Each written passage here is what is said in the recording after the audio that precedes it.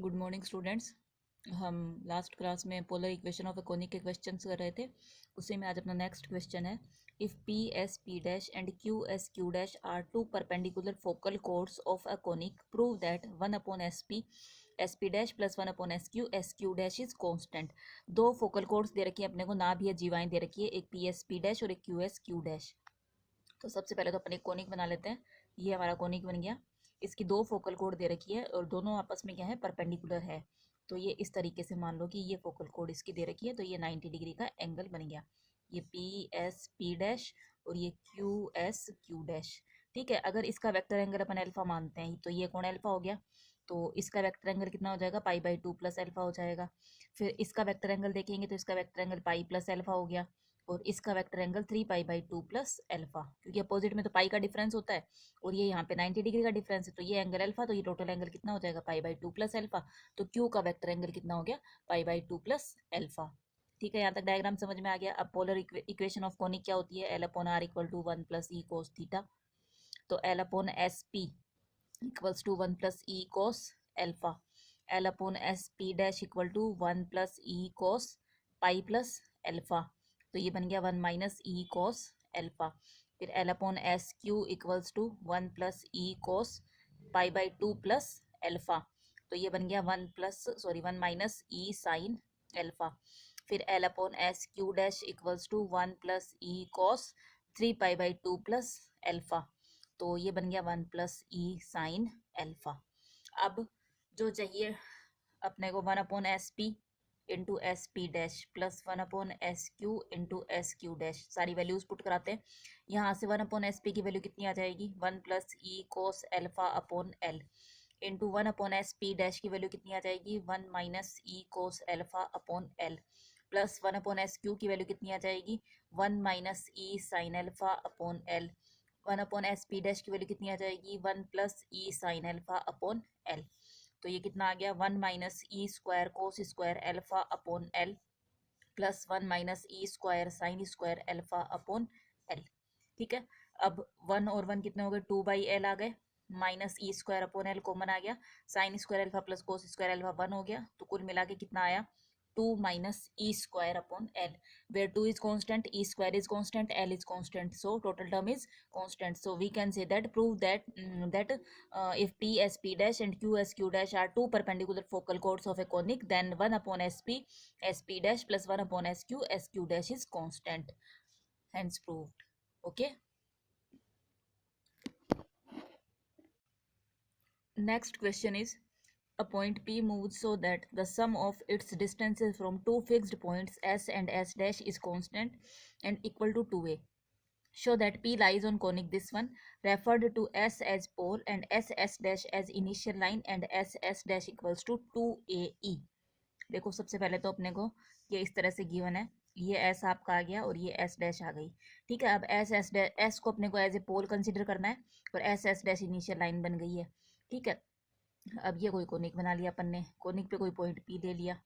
ठीक है, तो इस पॉइंट जो पी है इसके कोऑर्डिनेट अपन ने क्या ले लिए, आर और थीटा ले लिए। ठीक है, तो ये एंगल थीटा बन गया और ये आर आ गया और इसको अपन इस तरह से मिला देते हैं, ये पॉइंट पी है। ठीक है, अब अपने को ये गिवन है कि इसकी जो दो फिक्स पॉइंट से पी की डिस्टेंस यानी कि P S plus P S dash equals to 2a given है।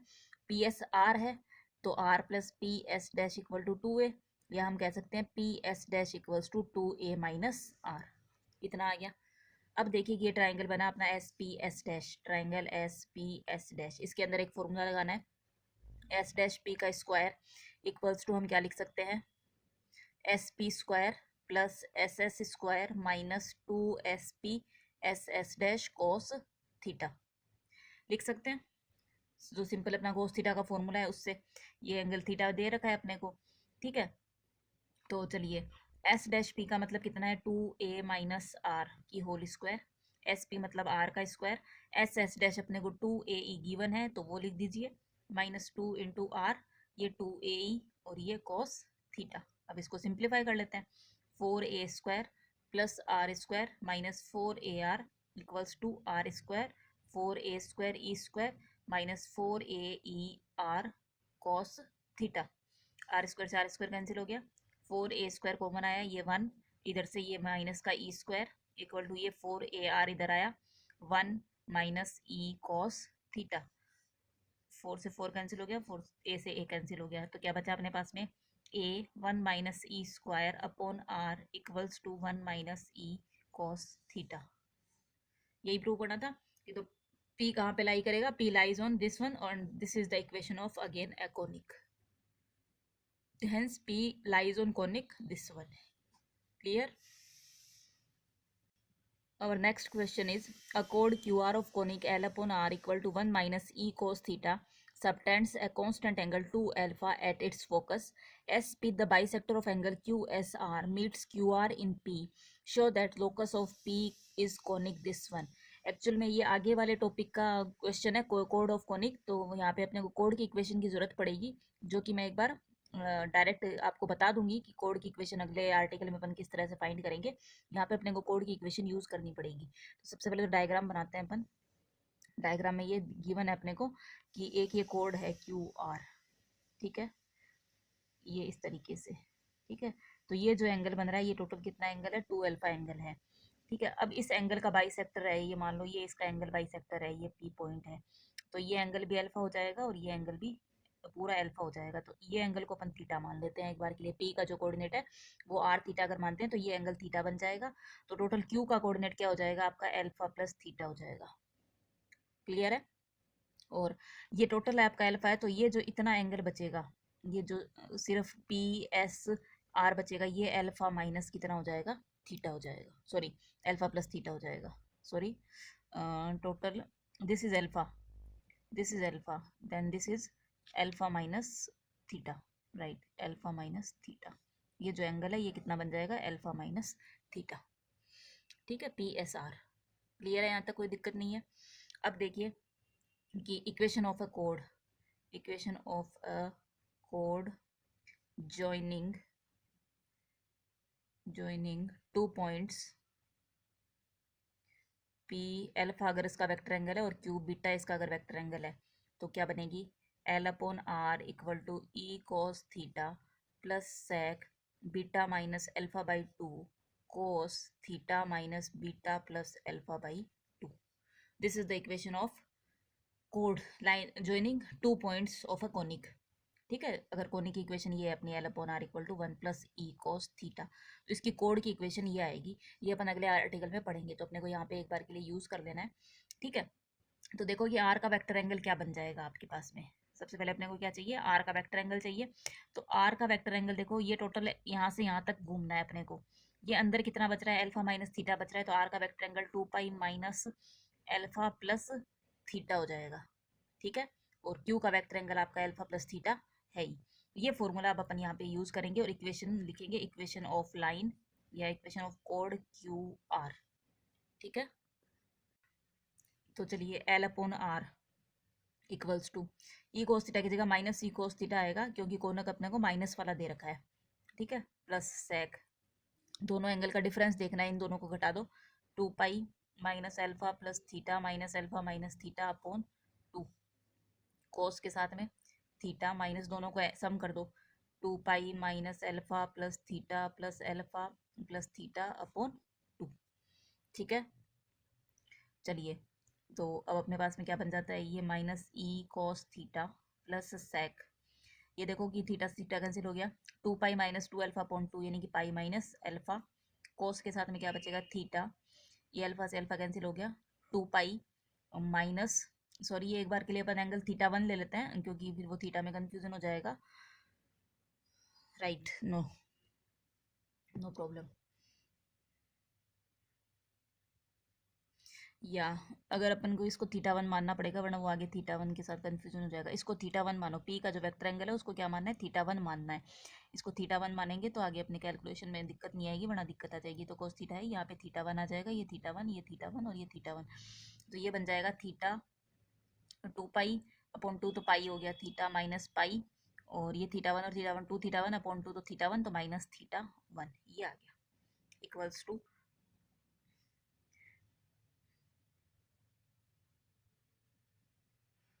माइनस ई cos theta plus sec pi minus alpha, minus sec alpha हो जाएगा तो माइनस का सेक अल्फा, फिर कोस माइनस कॉमन ले लेंगे, pi minus theta minus theta one, तो ये हो जाएगा pi plus theta minus theta one है तो माइनस हो जाएगा, तो cos theta minus theta one, ये आ गया। ठीक है, अब देखिए कि ये तो आ गई कि इक्वेशन आई है अपनी किसकी, कोड क्यू आर की।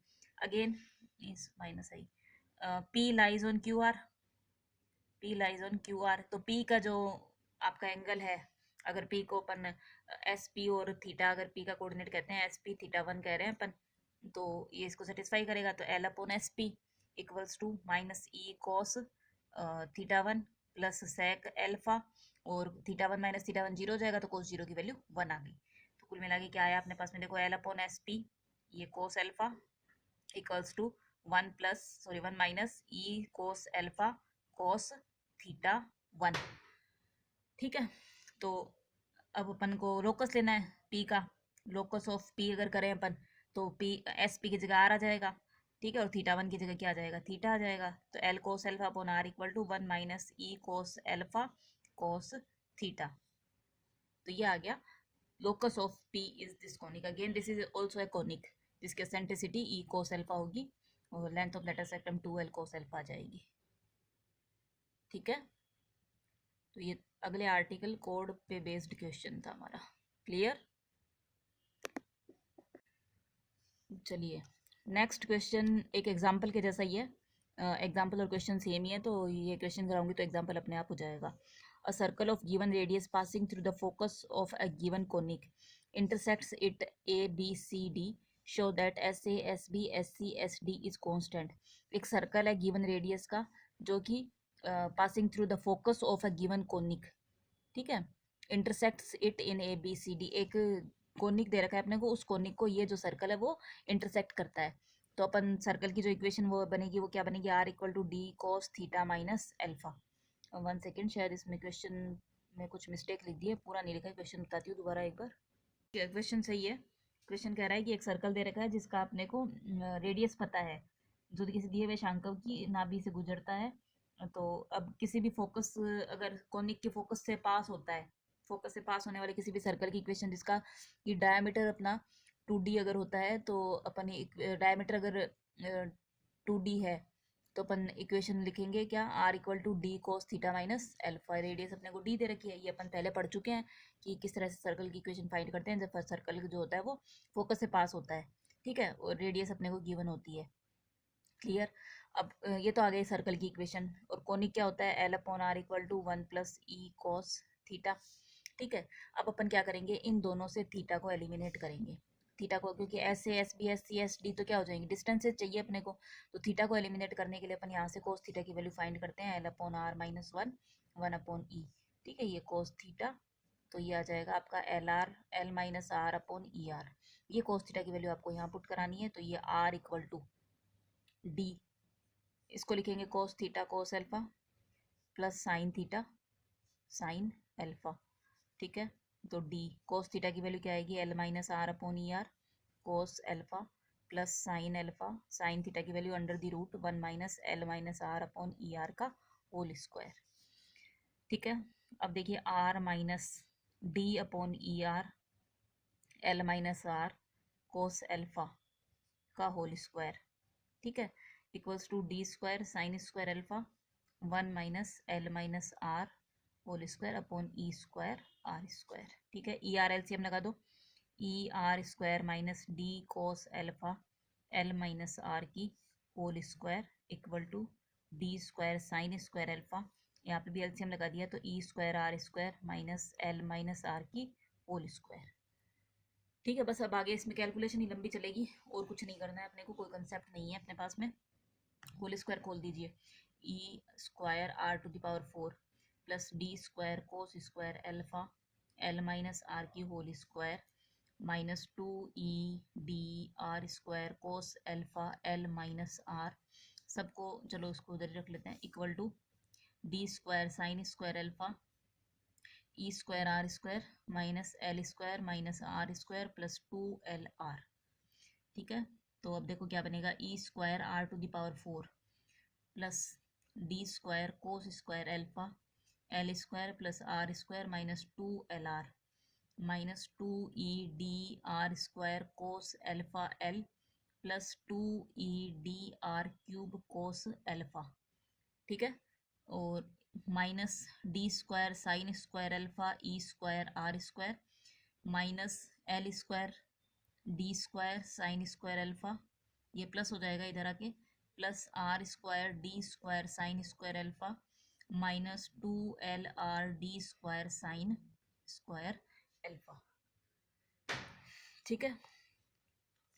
अब इसको डिसेंडिंग ऑर्डर में लिख देते हैं, E²R⁴ प्लस R³ का कोफिशिएंट अब देखिए आपके पास में कितना आएगा, कहाँ से आएगा, R² है, ये रहा R³, 2ED कोस एल्फा, R² है नहीं है, प्लस R² का कोफिशिएंट अब देखिए क्या क्या आएगा, यहाँ से D² कोस स्क्वायर एल्फा, ठीक है। उसके बाद में R² का कोफिशिएंट आपका बनेगा यहाँ से माइनस का 2ED कोस एल्फा, फिर R² का कोफिशिएंट माइनस का D² sine square alpha minus का D² साइन स्क्वायर एल्फा, ठीक है, माइनस प्लस यहाँ से D² साइन स्क्वायर एल्फा, बस, ठीक है। और प्लस R का कोफिशिएंट देखना है, R का कोफिशिएंट यहाँ से माइनस का 2LD² cos square alpha, R का कोफिशिएंट यहाँ से माइनस का 2LD² साइन स्क्वायर एल्फा, फिर कांस्टेंट टर्म में आएगा प्लस का D²L² cos square alpha, constant term में आपका आएगा प्लस का D²L² sine square alpha equal to 0। ये आपकी R की 4th डिग्री इक्वेशन आपकी बन गई है, ठीक है, इक्वल टू 0 तक लेके। अब इस R की 4th डिग्री इक्वेशन से अपने पास में R की 4 वैल्यू जाएंगी, वही 4 वैल्यू क्या होंगी, SA SB SC और SD।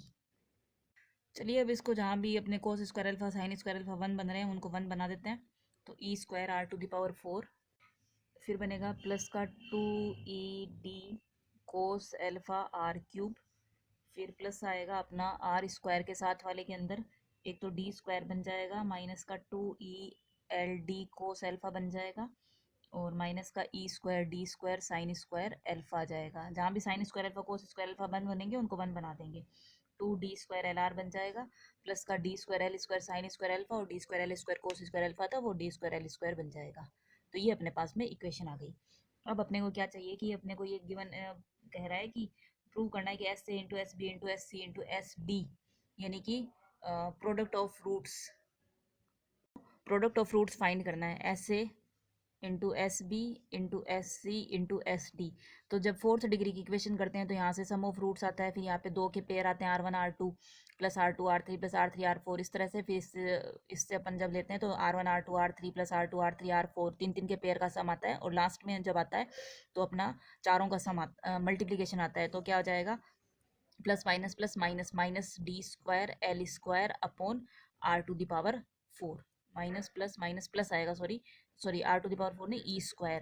इसमें करना क्या होता है कि ये जब सब प्रोडक्ट ऑफ ऑल रूट्स देखना होता है तो constant term upon coefficient of first term या coefficient of 4th degree term देखना होता है, तो कांस्टेंट टर्म D²L² अपॉन इसका कोफिशिएंट आपका E² है, तो D²L² upon E² which is totally constant, क्योंकि D भी कांस्टेंट है, L भी कांस्टेंट है और E भी कांस्टेंट है।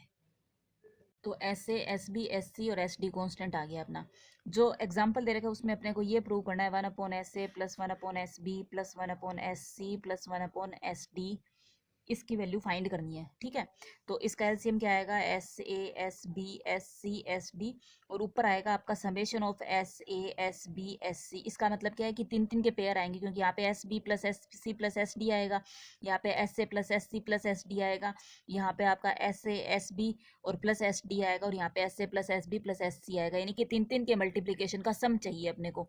तो वो कहाँ से आएगा, देखो जब भी कोई 4th डिग्री अगर इक्वेशन है तो आपका जैसे मान लो कि इसके 4 रूट आते हैं, R1 R2 R3 और R4, तो R1 plus R2 plus R3 plus R4 की जो वैल्यू है वो कितनी आएगी, यहाँ से माइनस का 2ED cos alpha upon coefficient of R⁴, यानी कि इसको इस तरह से समझ लीजिए, coefficient of R³ upon coefficient of R⁴ negative के साथ। फिर R1 R2 R2 R3 R3 R1 plus R2 R sorry R1 R2 R2 R3 R3 R1 R1 R4 plus R1 R2 R4 plus R3 R4। ये जो 6 terms आएंगी इनका summation आएगा coefficient of R square upon R to the power 4। फिर तीन तीन का जब पेयर लेंगे R1 R2 R3 R1 R3 R4 R2 R3 R4 plus R1 R2 R2 R4। तीन तीन का अगर सम लेंगे अपन तो वो आएगा कोफिशिएंट माइनस के साइन के साथ coefficient of R upon R to the power 4। और चारों का अगर अपने को मल्टीप्लिकेशन लेना है तो वो आएगा constant upon coefficient of R to the power 4। ठीक है, तो यहाँ पे अपने को तीन तीन का सम चाहिए, यानी कि माइनस लगाना है coefficient of R। Coefficient of R हमारे पास में कितना है, माइनस तो है ही, माइनस का 2d² L। ठीक है, और अपॉन कांस्टेंट टर्म का कोफिशिएंट E²। ठीक है, तो कुल मिला के हमारे पास में सॉरी इसका कोफिशिएंट कुछ मिस्टेक कर दिया, माइनस का 2d² L, माइनस का 2d² L, हाँ अपॉन E² आ गया। ठीक है, और SC SB SC SD चारों का मल्टीप्लिकेशन क्या आएगा, d²L² अपॉन E²। तो E² से E² कैंसिल हो गया, माइनस माइनस प्लस हो गया। तो देखो कि क्या बनेगा, L से एक L कैंसिल हो जाएगा, D से एक D कैंसिल हो जाएगा, तो 2D अपॉन सॉरी d² से d² पूरा ही कैंसिल हो जाएगा। तो बचेगा क्या, 2/L। ये आ गया, एक L की पावर नीचे बच जाएगी। तो एग्जाम्पल के अंदर अपने को ये वाली चीज़ प्रूव करनी है कि 1/SA plus 1/SB plus 1/SC plus 1/SD की वैल्यू जो है वो कितनी आएगी, 2/L आएगी। और एक्सरसाइज के क्वेश्चन में सिर्फ अपने को ये दिखाना है कि SA into SB into SC into SD जो है वो कॉन्स्टेंट आएगा। तो D L और E तीनों कॉन्स्टेंट है, तो हम कह सकते हैं कि ये कुल मिला के क्या आ गया, कॉन्स्टेंट आ गया। क्लियर। ठीक है, तो एक एग्जाम्पल तो हो ही गया है, बाकी के कुल एग्जाम्पल आपको दे रखे हैं, 5 एग्जाम्पल है, तो एक तो हो ही गया है शुरू के। फर्स्ट एग्जाम्पल फर्स्ट क्वेश्चन जैसा ही है, सेकंड जो एग्जाम्पल है वो अपन कर ही चुके हैं। हाँ, सेकंड एग्जाम्पल अपन कर चुके हैं, अभी अभी किया है अपन ने। सेकंड एग्जाम्पल जो था ये क्वेश्चन नंबर 4 के जैसा था, क्वेश्चन नंबर 3 के जैसा ही था, तो वो भी हम कर चुके हैं। तो सिर्फ अब आपको दो ही क्वेश्चन करने हैं, question number 4 and question example number 4 and example number 5, ये दो आपके लिए अलग है। तो एग्जाम्पल नंबर 4 और 5 करके देख लीजिए। 4 में तो फिर भी दिक्कत नहीं आएगी, 5 के अंदर थोड़ा सा कंसेप्ट आगे लगाया है जो इलिप्स पैराबोला या हाइपरबोला के लिए, कि h² minus AB less than equal to 0 होता है। तो वो कंसेप्ट आप एक बार देख लीजिएगा कि किस तरह से लगाया है, और वहाँ पे अगर नहीं समझ में आता है तो अपन उसको डिस्कस कर लेंगे। एग्जाम्पल नंबर 5 को थोड़ा अच्छे से कॉन्सेंट्रेट करके कर लीजिएगा। क्लियर। तो चलिए आज के लिए इतना काफ़ी है, बाकी अपन अगली क्लास में देखेंगे। Okay, thank you.